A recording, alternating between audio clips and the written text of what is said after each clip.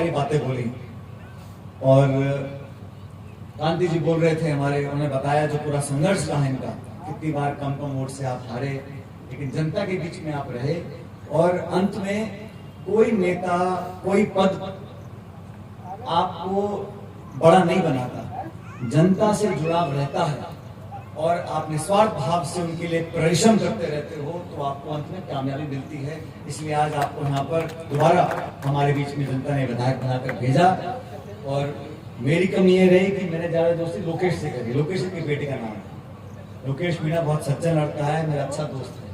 अब बाप बेटे एक दोस्ती कैसे कर सकते हैं?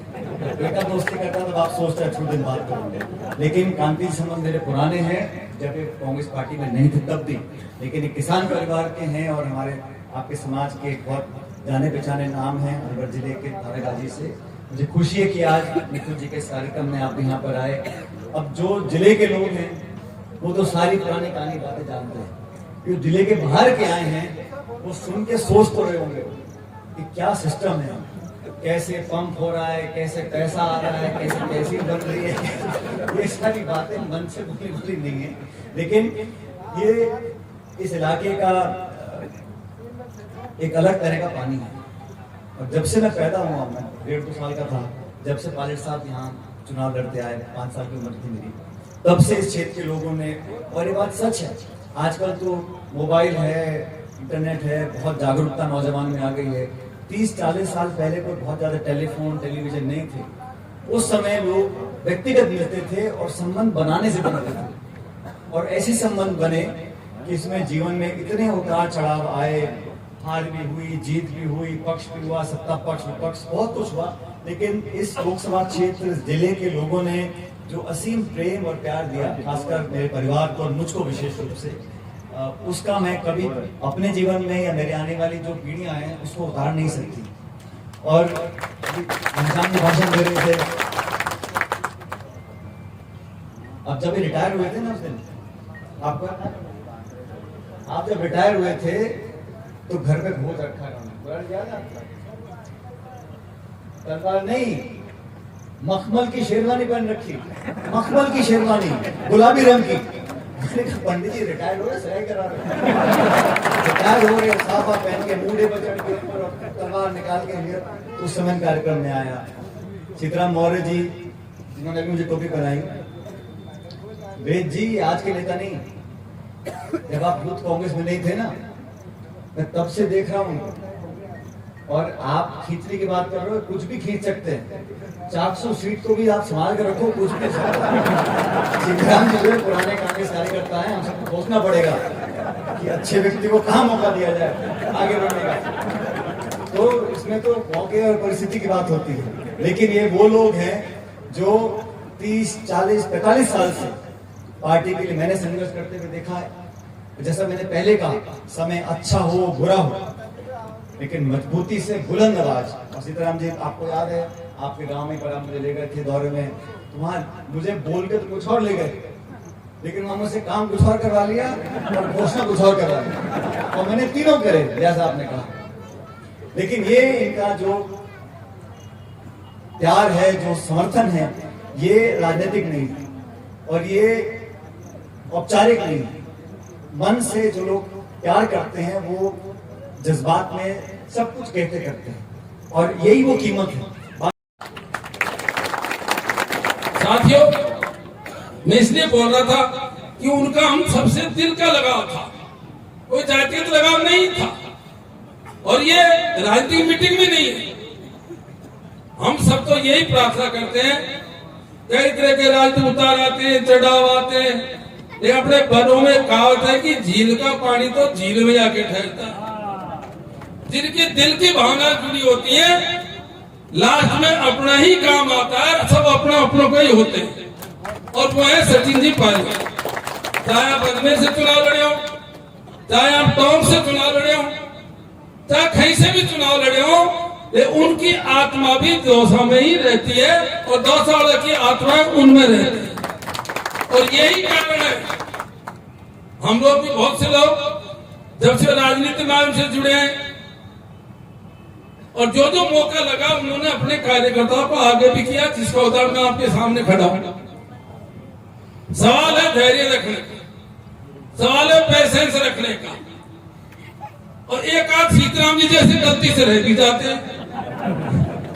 भाई एक आध सीताराम जी इतनी बड़ी भीड़ में, इतने बड़े वफादारों में एक आध कोई हो भी जाता है, लेकिन आपके लिए दिन में पायलट साहब का पूरी जगह भी बैठे बैठे बता देते हैं।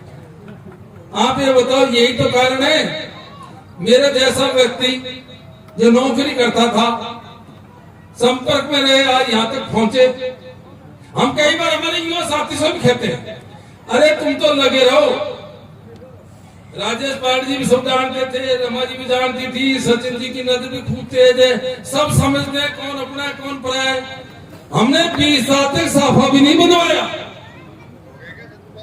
नहीं बनवाया। थोड़ा धैर्य रखो, यदि पायलट साहब को मौका मिलेगा 100%, तो हमारे भी सब कार्यकर्ताओं को मौका मिलेगा। अरे यही तो कारण 2,37,000 मुझे जिताया अपने पायलट साहब की कृपा से। और सिकरा विधानसभा ऐतिहासिक सिकरा, देखो कांग्रेस की विधानसभा बहुत थी, लेकिन आज जो मीटिंग में जिस तरह का एक वातावरण बना, अभी सोलंकी जी खड़े, जिस तरह से मिट्टू जी को भाई गिरिराज जी बोले, घनश्याम जी बोले, सीताराम जी बोले और लोग बोले, ये राजनीतिक मीटिंग लगी नहीं रही। बिल्कुल आत्मा की आवाज थी, सबके दिल की आवाज थी। और किस तरह से हजारों परिवार पायलट परिवार से आत्मा से जुड़े हुए हैं, दिल से जुड़े हुए हैं, ये इस बात का मैसेज महसूस हो रहा है। मैं समझता हूँ प्रत्येक व्यक्ति ये बात महसूस करेगी। स्वर्गीय राजेश पांडे जी रहे थे, रमा जी रही थी, सचिन जी हैं। 40 साल से इस पूरे क्षेत्र का आत्मा का लगाव है, दिल का लगाव है पायलट परिवार से, सब दिल से चाहते हैं। और ये सही है कि गिरिराज जी बता रहे थे कि पायलट साहब ने कहा कि भाई क्या धंधा है, बच्चों के लिए क्या कर रहे हैं, पंप लगा। मुझे अभी जब ये बोल रहे थे याद आ गया, आज जो बहुत बड़ा जो हमारे ये सिकंदरा में स्टोन का मार्ग है, पत्थर का जो बिजनेस है, नई जनरेशन को पता नहीं है। और साहब पता है और लोग बैठे यहाँ पर, इसकी शुरुआत सबसे पहले स्वर्गीय राजेश पांडे ने करी थी, जिससे 10-20 हजार लोगों को रोजगार। और सबसे पहले गैंग साहब, जैसा मुझे जानकारी में है, पूरे जिले में गंगा ठगी ने लगाई थी, और जिसका फीता स्वर्गीय राजेश पांडे का था। महेंद्र जी बैठे, महेंद्र जी को पता है मिले थे। फिर हीरालाल सैनी ने, फिर तो आपको पता है कि मैं समझता हूँ करीब 600-700 यूनिट रजिस्टर्ड है, और 90-95% यूनिट सैनी समाज की। 20-30 हजार लोगों को रोजगार मिल रहा है। आज हमको कैलाश जी मिले थे, जो अपने समाज का अध्यक्ष थे, पायलट साहब से मिले थे। आज लोकसभा के अंदर, प्रधानमंत्री हाउस के अंदर, पूरे देश के अंदर नाम है हमारे इस बिजनेस का। और मैं समझता हूँ कि उसके प्रणेता स्वर्गीय पोस्ट आती हैं दिल्ली में, जयपुर में, प्रदेश विदेश में, जैसा आपने कहा, मैं काफी जगह जाने का मौका मिलता है। आज मुझे खड़गे साहब ने, राहुल गांधी जी ने महासचिव बना रखा है। मेरे पास छत्तीसगढ़ राज्य का प्रभार है, मैं 2 दिन वहां पर लगातार आया। लगातार हम जाते रहते हैं। कल मैं कश्मीर जा रहा हूँ, लेकिन इस क्षेत्र से, यहाँ के लोगों से, और जैसा मुरारी जी बोल रहे थे, पीढ़ियां निकल गई। जिन लोगों को मैं पहले बचपन में दिखता था नौजवान, आज मैं लाठी पकड़ रखी है। और जो नौजवान सब बुजुर्गों को धक्के मार के आगे आ जाते हैं, उन नौजवानों को मैंने बच्चा देखा है, आज बड़े हो रहे हैं। तो कई पीढ़ियों का रिश्ता, कई सालों का जो रिश्ता है, उसको कोई तोड़ नहीं सकता। और मैं आज इस मौके पर याद करना चाहता हूँ रामकरण सैनी जी को भी। वो भी एक बहुत कर्मठ कार्यकर्ता थे।